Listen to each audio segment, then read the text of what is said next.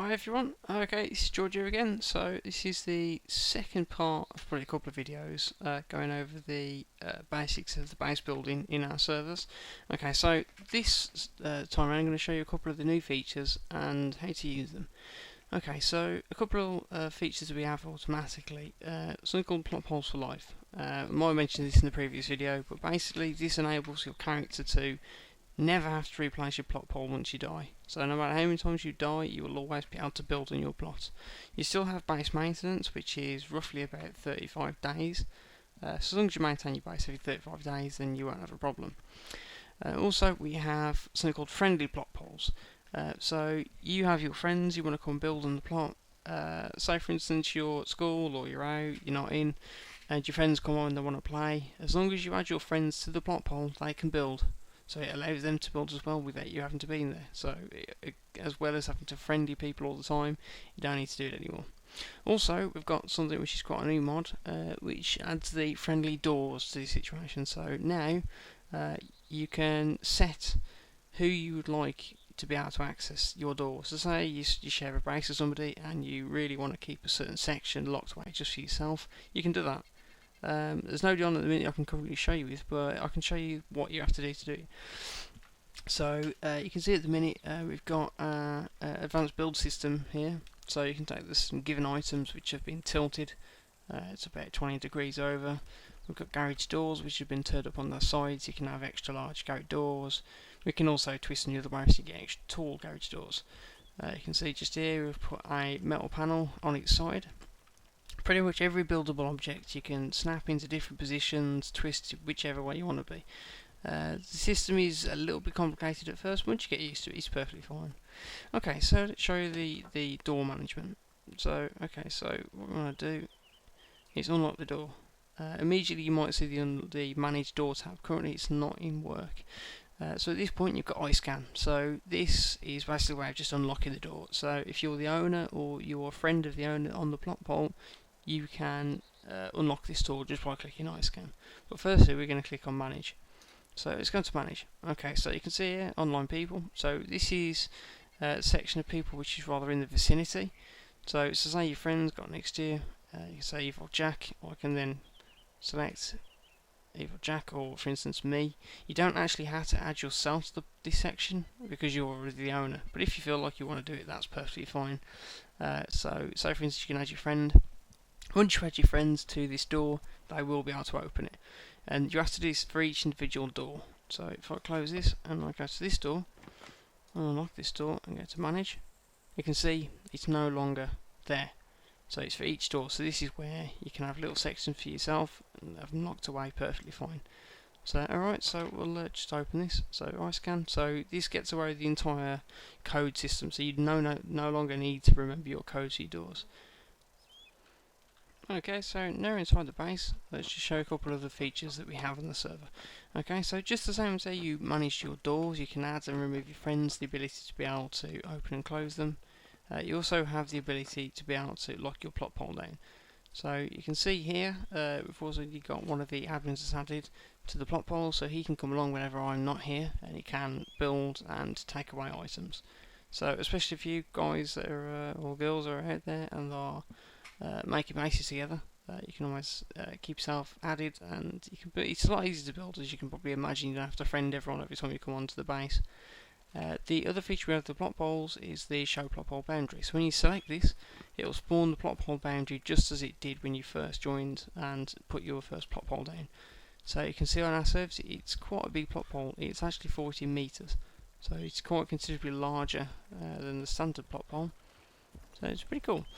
Okay, so one of the features we've got is the elevator. Now this is a little bit weird, and until we update the script, it can be a little bit weird at times. So another feature as well with the saves is that once you've popped it down, it will always remember the code, so you don't have to keep on putting the code in every time. Okay, so one thing I'm going to show you now is we're going to make an elevator. So for this, to make an elevator, you need 2 generators. You'll need 8 scrap metal, 2, 3, 4. So we'll just put that for the minute because we can only have so many. Okay, one engine part, one jerry can. Okay, that should be enough, just the one. Okay, so firstly you want to make the start of your elevator. So we go like this. I'll get to the plot hole now.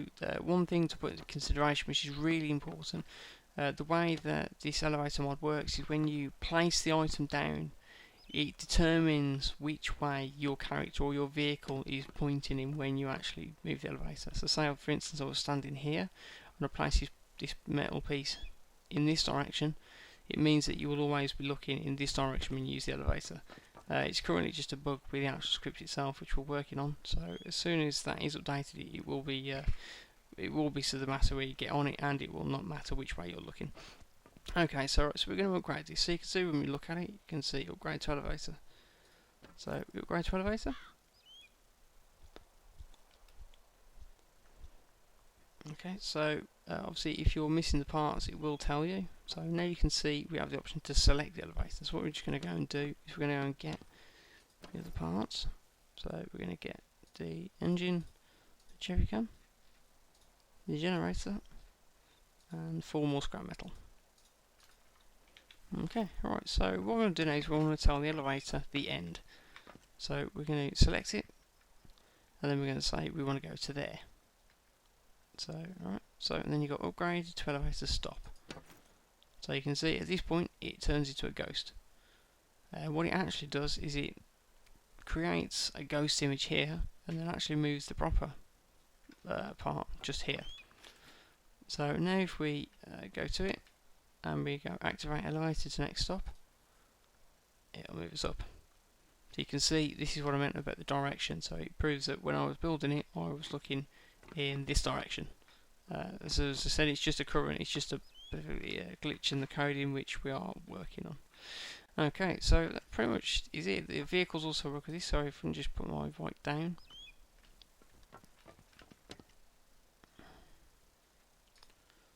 Okay, right. So just put the bike on that. Awesome. Sweet. So as you can see, it orientates the bikes or anything for that matter into that direction. Okay, right. So the next part of the mod is some of the other building parts that you can actually build, which a lot of people don't tend to know about. So we've got something called gem building. So there is a lot of items in the standard Epoch or Overpoch that you can't build. So if I show you what I mean, you'll probably understand. Okay, so all our servers have got traders that have just specifically gems, so you can go to them and you can trade these gems. Usually, I think the standard rate is about 10,000 gold. So we're going to start with the first one. So when you come to get the gem, you want to right click on it and go start crafting. Okay, so this comes up with this fancy looking box, and you have the option to be able to choose the categories. So you've got pretty much every item you could ever possibly conceive in the armor engine is inside here. So absolutely everything. Scaffolding, for instance. What you can also do is obviously, if you're a bit unsure of what you're actually building, you can preview the item. So this basically spawned in the middle of nowhere, and if we camera up, we'll spin around to the right a little bit. We can zoom out a bit, so you can see what we're actually building, and this applies to all items you build. So it's quite cool. Okay, so we're going to return. Okay, another thing to take note of is the required tools. So you'll need a toolbox, a crowbar, need 1, 2, 3, 4, 5 poles, and you need 2 plank packs as well as the actual emerald. So when you're creating the elements, you do actually need the actual gem in the first place to make it. There is lots and lots of stuff you can probably see, so each gem section has a totally different. So we'll start crafting. Okay, right, so now in Citrine we can now have toilets, basins, sinks. Preview those. We can zoom in a little bit. We can move up a bit. Oh, right way. And we can spin it around a little bit. Okay. So I think you can sort of get my gist. Alright, so we're going to return. So same for that. So you've got all the other ones. So you've got ruby, sapphire, topaz, obsidian, emerald, and citrine. All of them have totally different sections. Some have more than others. I think ruby, has the most. Might be wrong. I think if anything, it might be fairly balanced. Because it really is absolutely everything.